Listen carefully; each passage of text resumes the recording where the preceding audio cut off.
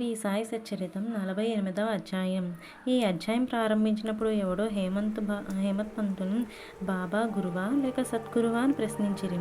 ఆ ప్రశ్నకు సమాధానమిచ్చుటకై సద్గురువు లక్షణములు హేమత్ పంతు ఇట్లు వర్ణించుచున్నారు.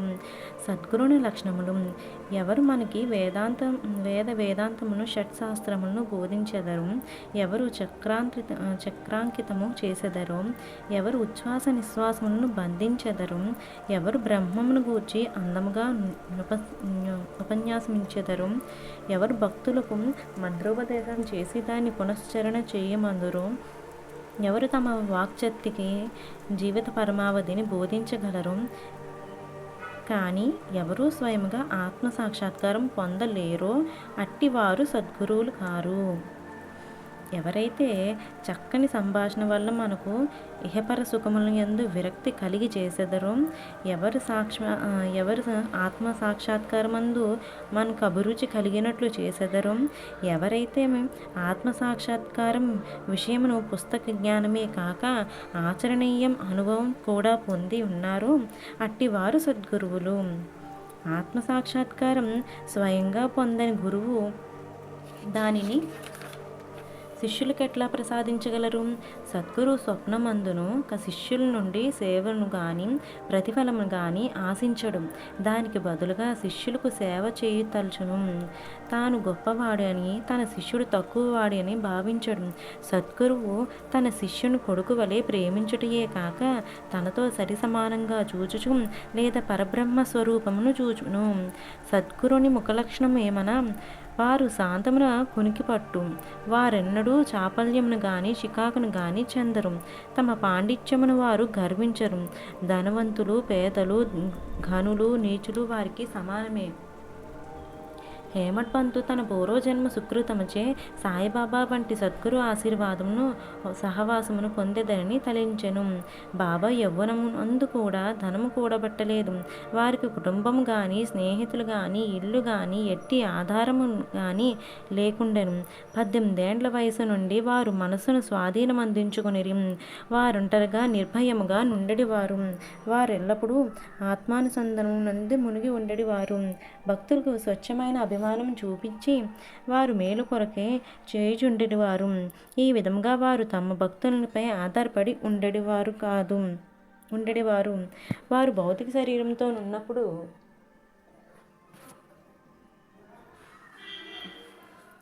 తమ భక్తులకు ఏ అనుభవములు ఇచ్చుచుండిరో అట్టివి వారు మహాసమాధి చెందినప్పుడు పిమ్మట కూడా వారిపై ఆధారపడి భక్తులకు ఎప్పటికీ నొసంగుచున్నారు. అందుకే భక్తులు చేయవలసినదేమనం భక్తి విశ్వాసలమనేది హృదయ దీపమును సరిచెయ్యవలెను. ప్రేమను వత్తిని వెలిగించవలను. ఎప్పుడిట్లు చేసెదరో అప్పుడు జ్ఞానమే జ్యోతి వెలిగి ఎక్కువ తేజస్సుతో ప్రకాశించును. ప్రేమ లేని జ్ఞానం ఉత్తది. అట్టి జ్ఞానం ఎవరికీ అక్కర్లేదు. ప్రేమ లేనిచో సంతృప్తి ఉండదు. కనుక మనకు అవిచ్ఛిన్నమైన అపరిమితమైన ప్రేమ ఉండవలెను. ప్రేమను మనమెట్లు పొగడగలము? ప్రతి వస్తువు దాని ఎదుట ప్రాముఖ్యం లేదగును. ప్రేమ అనున్నదే లేని ఎడల చదువుట గాని వినుట గాని నేర్చుటకన గాని నిష్ఫలములు. ప్రేమ అనున్నది వికసించినచో భక్తి నిర్వాహమోహము శాంతి స్వేచ్ఛలు పూర్తిగా నొకటి తర్వాత ఇంకొకటి వచ్చును. దేనిని గూర్చి గాని మిక్కిలి చింతించనిదే దాని యందు మనకు ప్రేమ కలదు. యథార్థమైన కాంక్ష ఉత్తమమైన భావమున్న చోటనే భగవంతుడు తానే సాక్షాత్కరించును. అది ఏ ప్రేమ, అదే మోక్షమునకు మార్గం. ఈ అధ్యాయంలో చెప్పవలసినది ముఖ్య కథను పరిశీలించదము. స్వచ్ఛమైన మనసుతో ఎవరైనాను నిజమైన యోగీశ్వరుని వద్దకు పోయి వారి పాదములపై పడినచో తుట్టతుదకు కథడు రక్షింపబడును. ఈ విధముగా దిగువ కథ వలన విసదపడును. సేవడే గురించి మాట్లాడుతున్నాం. షోలాపూర్ జిల్లా అక్కల్కోట నివాసి సప్నేత్కర్ న్యాయ పరీక్షకు చదువుచుండెను. తోటి విద్యార్థి సేవడే అతనితో చేరెను. ఇతర విద్యార్థులు కూడా గుమిగూడి తమ పాఠశాల జ్ఞానము సరిగ్గానున్నది లేనిది చూచుకొనుచుండిరి.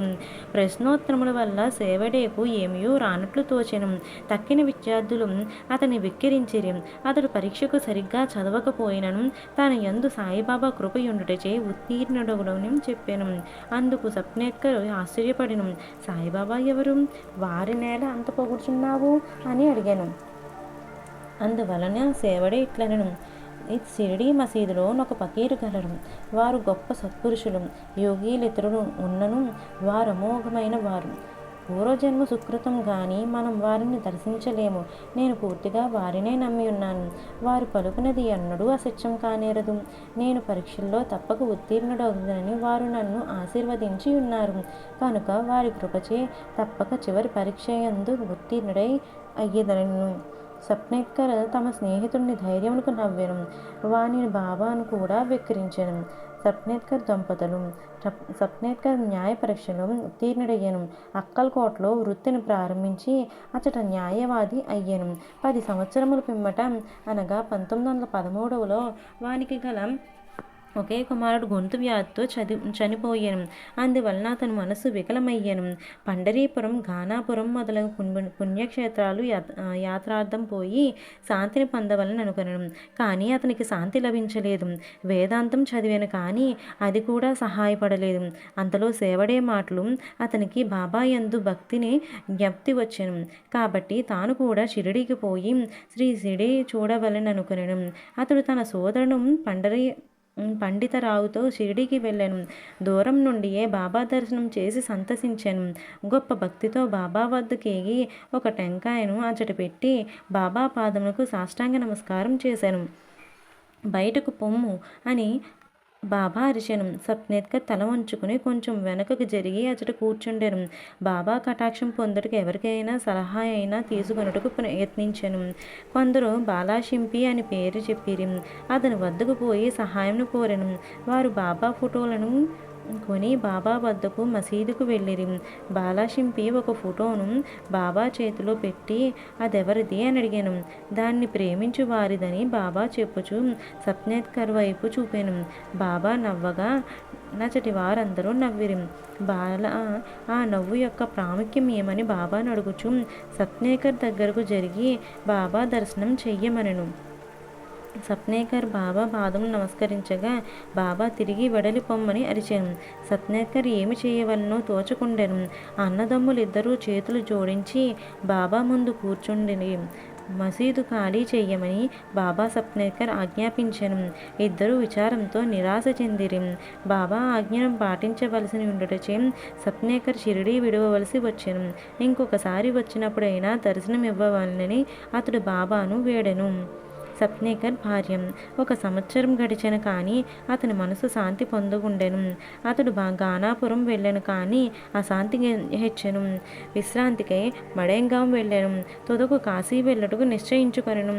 బయలుదేరుటకు 2 దినముల ముందు అతని భార్య యొక్క స్వప్న దృశ్యం కనబడెను. స్వప్నంలో ఆమె నేల కొరకు కుండ పట్టుకుని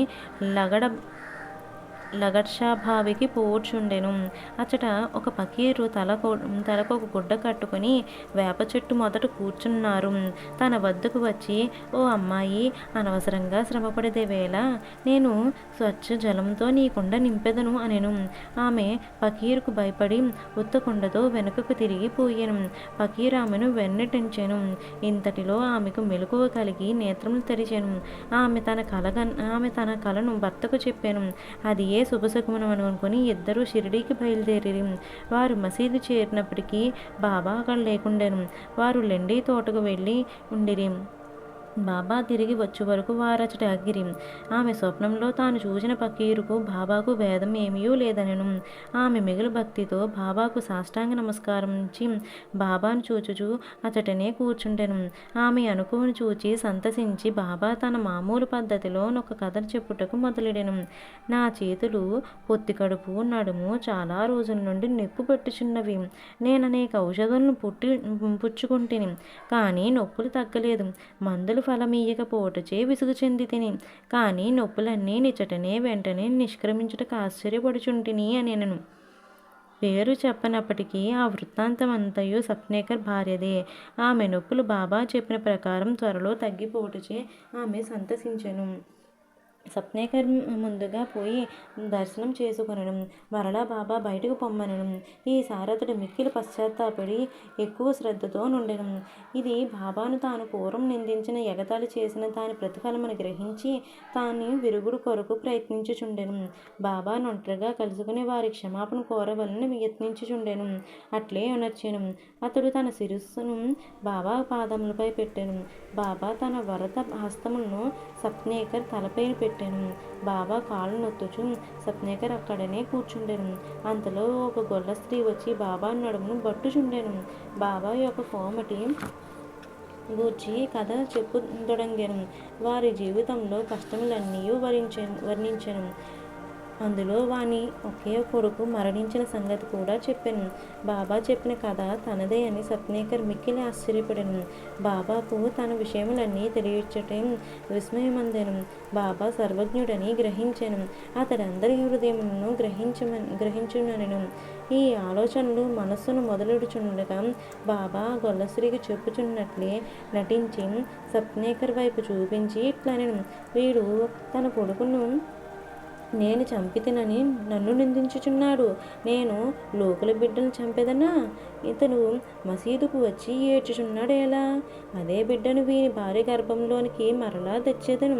ఈ మాటలతో బాబా అతని తలపై హస్తముంచి యోదార్చి ఇట్లనెను, ఈ పాదమును ముదసలవి, పవిత్రమైనవి.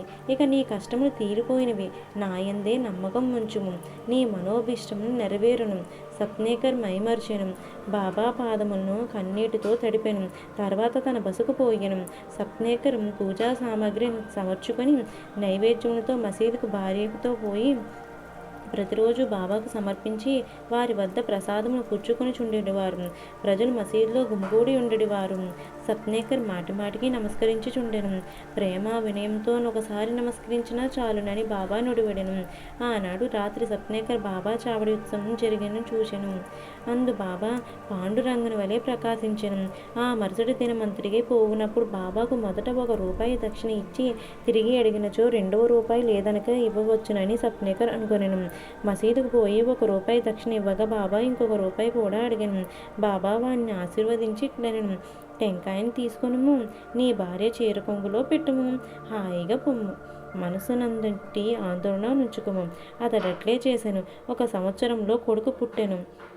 8 మాసముల శిశువులతో భార్యాభర్తలు షిరిడీకి వచ్చి ఆ శిశువును పాదములపై పెట్టి ఇట్లు ప్రార్థించిరి, ఓ సాయి, నీ బాకీ నెట్లు తీర్చుకొనగలము, మాకు తోచనుకున్నది కనుక మీకు సాష్టాంగ నమస్కారం చేయుచుంటిమి.